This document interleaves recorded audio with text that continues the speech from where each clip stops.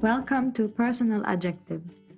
In this lesson, we will learn about using adjectives to describe how we feel and our personality.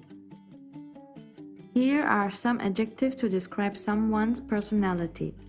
Freundlich, unfreundlich, nett, unangenehm, zuverlässig, schüchtern, selbstbewusst, ruhig, offen, kontaktfreundlich, lustig.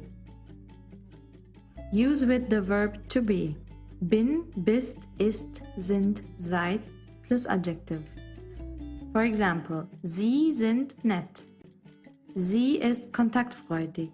Ich bin schüchtern. In this lesson, we have learned about adjectives to describe people and their personality. Er ist freundlich, sie sind lustig.